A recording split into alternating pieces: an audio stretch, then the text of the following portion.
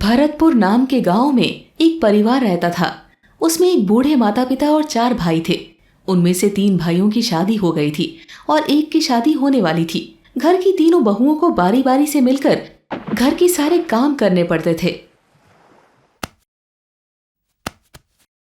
लेकिन काम की वजह से तीनों बहुओं में कहासुनी होती रहती। तीनों को लगता कि मैं ज्यादा काम करती हूँ तो मैं ज्यादा काम करती हूँ। वही सास थी जो स्वस्थ थी, लेकिन क्या मजाल कि घर के किसी भी काम में बहुओं का हाथ बटा दे। कुछ दिनों के बाद छोटे बेटे की शादी हुई तो जो छोटी आई वो पढ़ी लिखी और काफी समझदार थी। उसके घर में आने से 2-4 दिन के बाद तक तो सारी बहुएं बारी बारी से बिना किसी परेशानी के घर का काम करती। लेकिन एक दिन दूसरे नंबर वाली बहू, जिसका नाम रश्मि था, उसने तीसरे नंबर वाली बहू सोनम से बोला, सोनम, आज रोटी बनाने की बारी मेरी है, लेकिन मेरी तबीयत थोड़ी ठीक नहीं लग रही है। क्या तुम आज मेरे बदले रोटी बना दोगी? सोनम ने कहा, नहीं दीदी, याद है आपको पिछली बार मेरी भी तबीयत ठीक नहीं थी। मैंने सबसे बोला था कि सब्जी बना दो, लेकिन किसी ने नहीं बनाई। मैं नहीं बनाऊंगी, आप खुद ही कैसे भी करके बना लो। ये सब देखकर छोटी बहू को सब समझ में आ गया कि काम की वजह से इनके बीच बकझक होती रहती है। दूसरे दिन छोटे बहू ने सास से कहा, माँ जी, आज मेरे चूल्हा छूने की रस्म पूरी कर दीजिए। अब मैं भी घर के कामों में हाथ बटाना चाहती हूँ। छोटी बहू की बात मानकर सास ने छोटी बहू के चूल्हा छूने की रस्म करवा दी। उसके दूसरे दिन सुबह सुबह छोटी बहू किचन में खाना बनाने में जुट गई। अभी तक दूसरी बहुएं सोई ही थी कि तभी सास किचन में आती है और बोलती है, अरे छोटी बहू, अभी तुम नई हो, इतना काम मत करो। अभी बस थोड़ा बहुत काम में हाथ बटा दो, कुछ दिनों के बाद से करना। नहीं माँ जी, मेरी माँ कहती है कि सबको प्यार से खाना बनाकर खिलाने से पुण्य मिलता है, घर में बरकत होती है और खाना बनाने वाले को सारे सुख प्राप्त होते हैं। इसीलिए माँ जी, आज से तो मैं ही रोज सबके लिए खाना बनाऊंगी। बहू की बात सुनकर सास भी सोच में पड़ जाती है और दूसरे दिन छोटी बहू के उठने से पहले ही किचन में जाकर खाना बनाने की तैयारी में जुट जाती है कि तभी छोटी बहू आती है और सास को खाना बनाते हुए देखकर कहती है, माँ जी, ये क्या, अभी तो आपके आराम करने की उम्र है, घर के काम तो हम कर लेंगे, आप क्यों परेशान हो रही हैं?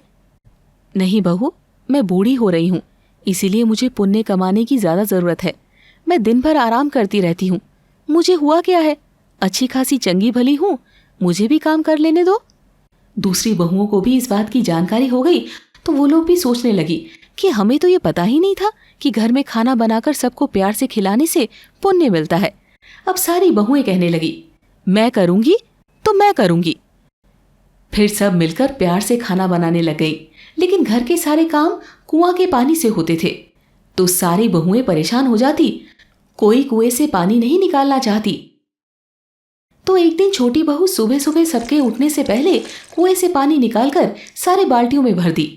जब सास ने देखा तो पूछी, ये क्या बहू, सारा पानी तुमने अकेले ही निकाल लिया, परेशान हो गई होगी? नहीं माँ जी, परेशानी की क्या बात है, पानी पिलाना तो सबसे ज्यादा पुण्य का काम होता है। हम दूसरों को पानी पिलाने में अपना पुण्य समझते हैं, लेकिन घर वालों के लिए पानी लाने में पुण्य नहीं होता क्या? आज से हर रोज मैं ही सबके लिए कुएं से पानी निकाल लिया करूंगी, इससे सेवा भी हो जाएगा और मुझे उसका पुण्य भी मिल जाएगा। बहू की बात सुनकर सास ने सोचा कि कह तो सही रही है। अब दूसरे दिन सास कुएं से पानी निकालने गई तो सारी बहुओं को आश्चर्य हुआ। तो उन्होंने सास से पूछा कि माँ जी, आज आप कुएं से पानी क्यों निकाल रही हैं? तब सास उनसे भी छोटी बहू के पुण्य और सेवा वाली बात बताती है। अब तो रोज यही होने लगा कि मैं पानी निकाल देती हूँ या मैं पानी निकाल देती हूँ। इसके बाद सब मिलकर ये काम भी खुशी खुशी करने लगे। अब एक दिन छोटी बहू ने सोचा कि अगर घर की चक्की में खुद से गेहूं पीसकर उसकी रोटी बनाई जाए तो वो ज्यादा स्वादिष्ट भी होगी और सबके स्वास्थ्य के लिए भी अच्छी होगी। ये सोचकर छोटी बहू ने चक्की में खुद से गेहूं पीसी और उसकी रोटी बनाई, जिसे खाकर सब खुश हो गए।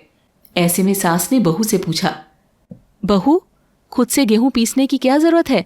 आटा मिल में तो बिना किसी मेहनत के ही आटा पीसा जाता है, तो फिर इतनी मेहनत करने की क्या जरूरत? छोटी बहू ने कहा, आपकी बात तो ठीक है माँ जी, लेकिन क्या है ना कि मुझे इसके 3 फायदे मिलते हैं।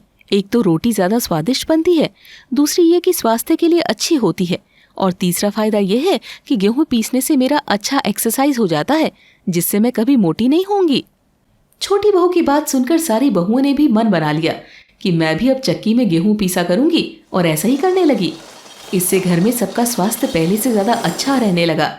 अब छोटी बहू ने देखा कि जिस दिन झाड़ू पोछा और बर्तन धोने वाली नौकरानी नहीं आती है, उस दिन सब में इस बात को लेकर झिकझिक होती है कि तुम ये कर लो तो तुम ये कर लो। ऐसे में छोटी बहू शाम को सारे बर्तन धोने बैठ गई। तब सास ने पूछा, अरे बहू, अब बर्तन धोने से भला कौन सा पुण्य मिलता है? उसके लिए तो काम करने वाली आती ही है ना, तो तुम क्यों बेकार में अपने हाथ घिस रही हो? माँ जी, लगता है आपने महाभारत की कथा नहीं सुनी है। जब पांडवों ने यज्ञ किया था तो उन्होंने भगवान कृष्ण की पूजा की थी और उन्हीं भगवान श्री कृष्ण ने सबका झूठन उठाया था। कहते हैं कि जितना छोटा काम होता है उसका पुण्य भी उतना ही बड़ा होता है। ये जानकर अब ये सभी मिलकर बर्तन भी धोने लगी। घर के नौकरों के पास काम नहीं के बराबर रहता।